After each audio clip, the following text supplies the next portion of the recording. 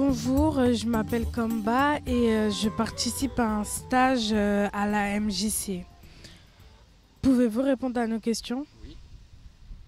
À quel moment rencontrez-vous des personnes d'autres générations? La plupart du temps dans ma vie personnelle, pas au travail. En général, au moment des courses ou bien des fêtes. Ça vous arrive de fréquenter des personnes d'âge différents? Oui, comme par exemple mes grands-parents ou même mes parents. Oh ben, tout le temps, dans le bus, partout. J'en fais partie de mon conseil, les habitants de mon conseil, j'en fais partie partout. Et en dehors de la famille ou de l'école, est-ce qu'il y a d'autres moments où vous croisez des gens d'une autre génération dans vos activités personnelles? Oui, par exemple le bus, prenons l'exemple du bus, on trouve de toutes les générations, quoi, les vieux, tout ça, et on essaye d'échanger nos points de vue, tout ça. Je dirais moins dans le cadre professionnel que dans le cadre personnel. Dans le cadre professionnel? Dans le cadre professionnel, pas vraiment, non. Ou dans le cadre familial?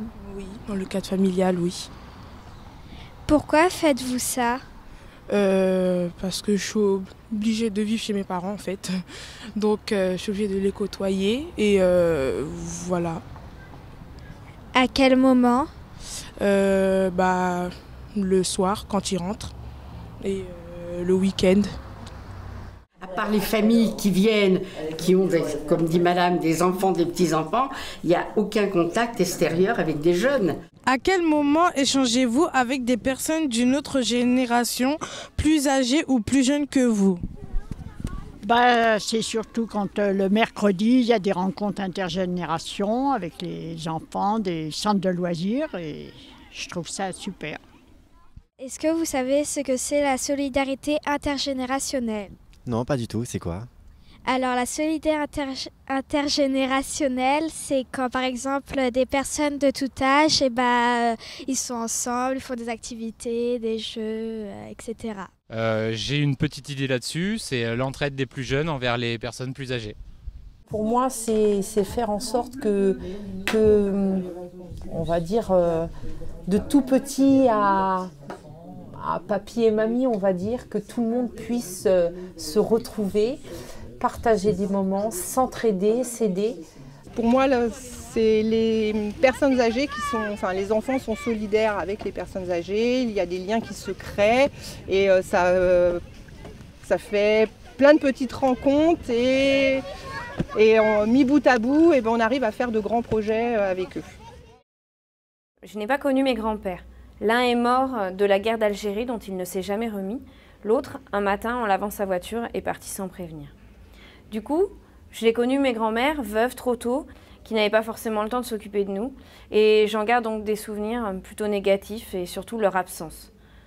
Du coup, je ne sais pas vraiment ce que ça veut dire, un vieux. Pour moi, un vieux, c'est un papy que j'avais rencontré qui me parlait de Verdun quand j'étais enfant et j'aimais bien ça. Un vieux, c'est une dame que je connais dans le Cantal qui fait du chocolat chaud à la cannelle merveilleux. Un vieux, c'est ma voisine, pas très sympa, qui ne nous parle pas. Un vieux, c'est aussi moi, dans le regard de mes élèves, quand j'ai des cernes le matin après une nuit où j'ai mal dormi. La vieillesse, pour moi, c'est la maison de retraite, la carte vermeille, une canne, un sonotone. Je sais pas trop en fait. La vieillesse, c'est quelque chose qui me fait peur parce que je la connais pas. Grandir sans grands-parents, c'est un grand vide qu'on ne peut jamais combler. Du coup, je sais pas parler aux gens âgés. Je suis maladroite, je dis des mots comme vieux. On peut pas avoir de grands-parents à 37 ans, c'est un peu trop tard, mais je vais profiter de la caméra pour passer une petite annonce, on ne sait jamais. Donc jeune femme, 37 ans, cherche mamie, sachant faire du tricot, pouvant transmettre ses bonnes recettes de confiture et aimant les gâteaux. Alors comme je collectionne les robes des années 50, on aura de quoi parler et partager. J'aimerais que les jeunes de maintenant s'attachent beaucoup à les personnes âgées et s'approcher aussi à les personnes âgées pour leur donner au moins les conseils comme ils ont vécu en époque. En époque, vraiment, les jeunes s'attachaient beaucoup à les grands-parents et ils ont beaucoup de conseils à donner à leurs petits-enfants. Mais la vie actuelle, c'est pas ça. Il y a une coupure qui s'est faite entre les jeunes et entre les personnes âgées. Et ça, si on pouvait arriver arranger de façon à ce qu'ils se rencontrent plus facilement. Pensez-vous que c'est important la solidarité intergénérationnelle ? Oui, très. Et je pense qu'en fait, culturellement parlant, on a beaucoup de mal, alors que ça se fait beaucoup mieux dans d'autres cultures, et que peut-être qu'il faudrait qu'on regarde ce qui se fait ailleurs pour s'inspirer. Pour moi, les personnes âgées sont d'une très grande ressource. J'ai toujours kiffé les personnes âgées parce que nous, à notre enfance, personnes âgées étaient synonymes de respect, des personnes qui avaient beaucoup de choses dans la tête, qui avaient vécu pas mal de choses. Quand on avait fini de manger, il y avait une ou deux personnes âgées, les grands-mères. Et puis on était au nombre de, ça peut être 20 enfants autour. On se mettait autour de la personne âgée. Et puis elle est là, elle nous raconte des histoires. Et à la fin, souvent, on s'endormait autour de la personne âgée. Et puis les soirs, on nous réveille pour aller nous coucher. Où les mamans venaient chercher les enfants. Et c'était passionnant parce qu'ils nous racontaient des histoires comme des contes, quoi. Donc nous, on a été bercés comme ça. Donc pour nous, ça a d'une très grande importance.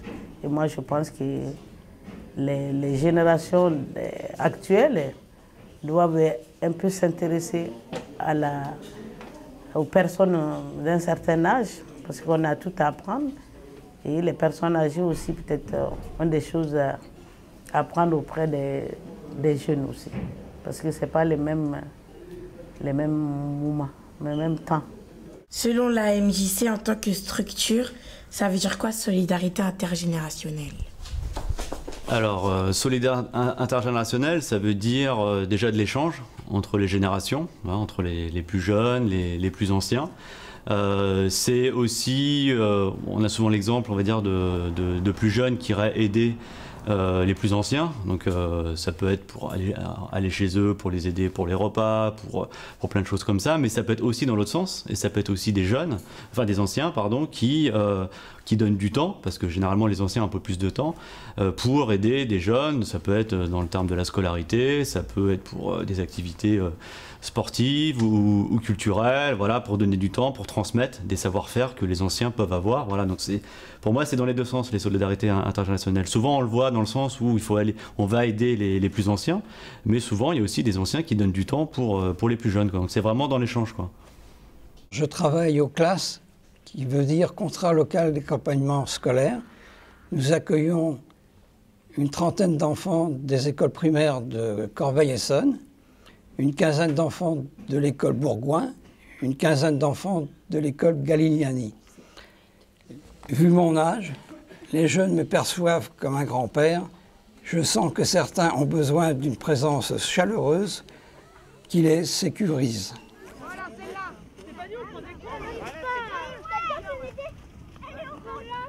Moi pour Halloween, pour décorer ma maison. Et vous allez les décorer au centre de loisirs? Est-ce que vous connaissez des endroits à Corbeil-Essonnes qui reçoivent des jeunes et des moins jeunes en même temps? Quelquefois, j'ai été en centre de loisirs, justement, ou alors la ludothèque. On peut rencontrer aussi bien des anciens que des jeunes. Et puis, bon, je reviens toujours à Charlotte-en-Sarre, il y a souvent des rencontres intergénérations. Non, justement, à Corbeil, il n'y a pas. Non, je ne connais pas.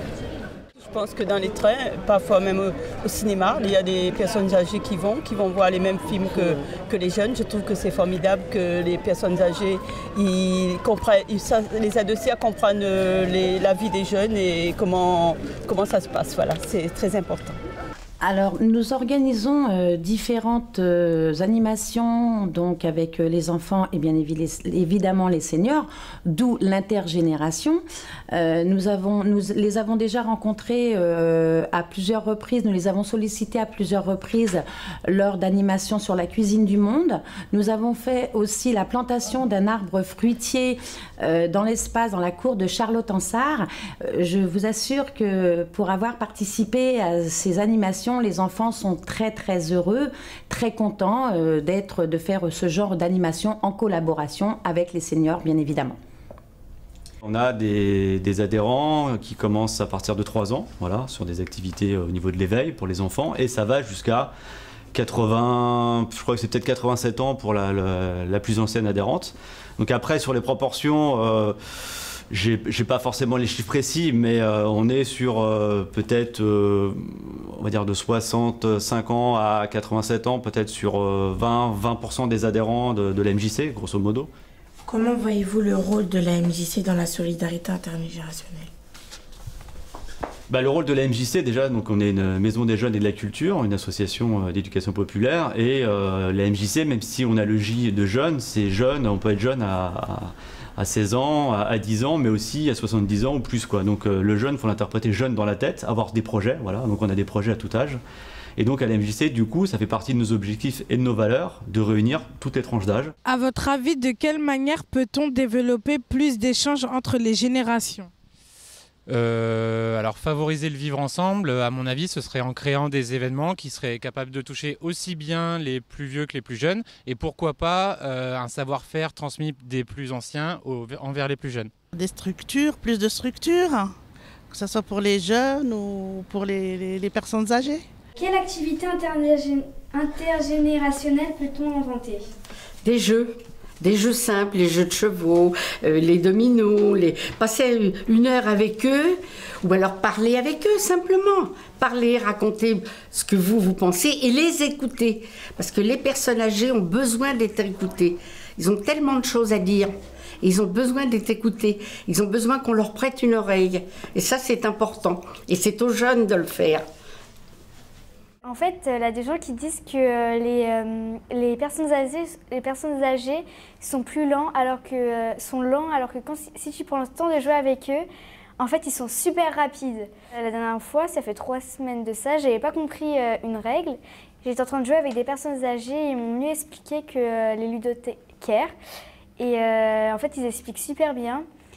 Et des fois, il y a des soirées jeux, donc j'y vais avec ma famille. Et il y a des personnes âgées qui ramènent leurs petits-enfants. Et en fait, ils sont super rapides. Et moi, je suis comme ça en train de réfléchir à qu'est-ce que je vais faire. Et puis eux, ils attrapent directement le pion et tout. Donc c'est vraiment étonnant.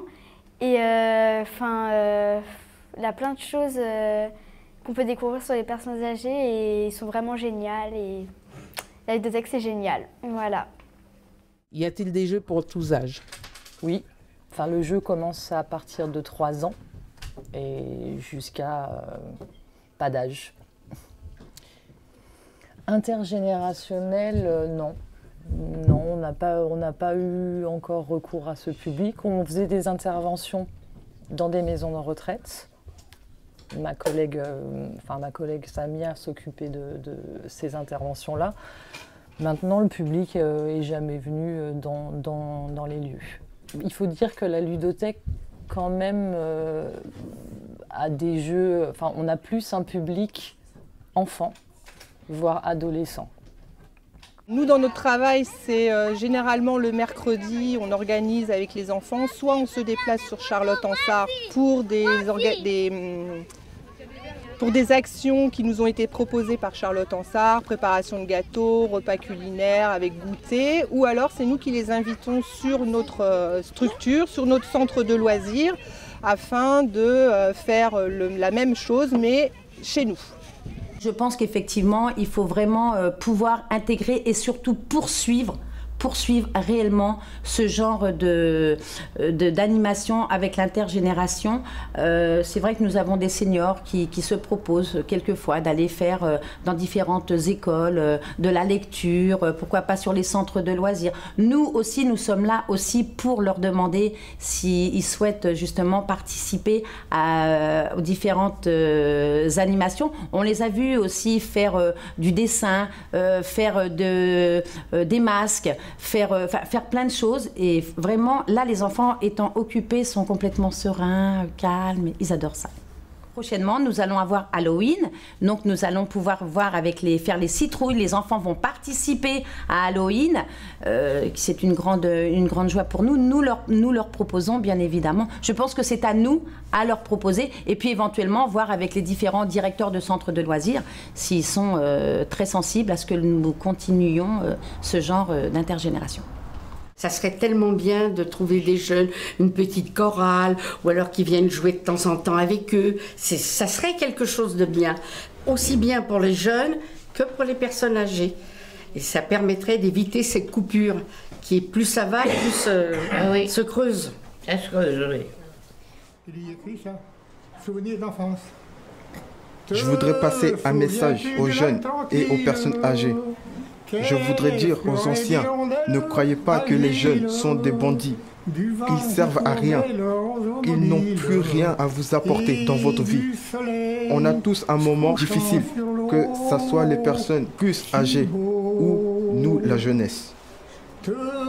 Aujourd'hui, je ne pourrais pas dire que c'est facile de marcher ensemble, mais juste que si vous voulez nous aider, laissez-nous aussi vous aider. Et arrêtez d'avoir peur de nous, car c'est pas parce qu'on fait des conneries qu'on n'a pas un bon cœur. On a vachement du respect envers vous. Et nous savons que vous aussi vous avez du respect envers nous. Pensez-vous vraiment que dans notre lendemain, on restera tous comme ça? Non. Laissez-moi vous dire qu'on finira tous par faire des bons choix dans notre vie. Ne croyez pas qu'on va rester dans notre cité à rien faire. Mais laissez-moi vous dire encore que les jeunes aimeraient pouvoir faire leurs propres décisions telles que vous avez fait votre propre décision. Donc ne croyez-vous pas que nous aussi, nous puissions faire notre propre décision? Je voudrais dire aux jeunes, nous devons aider les personnes âgées avec du respect pour eux, afin d'enlever la mauvaise image de la jeunesse. Les personnes âgées ont du vécu et ce serait bien de nous intéresser, enfin, de mieux savoir leur parcours et leur histoire, car j'en suis sûr qu'ils ont beaucoup de choses à nous raconter. Donc, pour terminer, nous devons marcher main dans la main, car notre futur arrive bientôt.